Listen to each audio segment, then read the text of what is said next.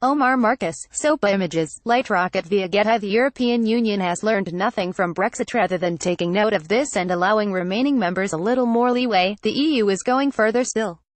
It has threatened to strip Poland of voting rights if the country goes ahead with new laws that allow more governmental say in the judiciary.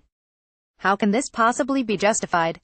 In fact, this punishment of Poland is almost certainly not going to happen, because the EU would need a unanimous vote among members to implement such a move, which it is unlikely to get. But the point is that this is a domestic matter for Poland. If the Poles don't want their government to act in such a way, then they can vote them out. However, not for the first time the EU is taking the kind of attitude that suggests Poland is acting like a naughty child and will have to do as it is told. The EU is coming apart at the seams because it is trying to impose the same conformity on every country in the bloc, despite our very different histories. Brexit is what happens when you push this too far. There are no signs yet that Poland will want to do likewise, not least as it has done very well out of EU membership. But they took us for granted and look what happened.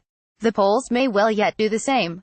That there is a housing crisis is not in question, and to the vast majority of us it has been obvious why.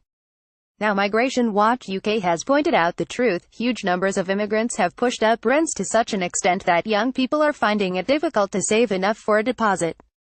Rent over the past 10 years has risen by 23%.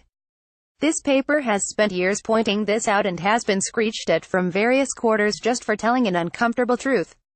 This is it. We live on a small island and we have limited resources. It is grossly unfair on our young people that immigration has caused this problem. NCA miracle baby has been born. What an extraordinary tale. An embryo fertilized 25 years ago has been born to parents who are technically barely older than the baby herself.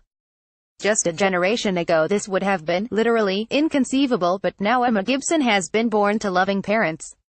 What a Christmas story for our times.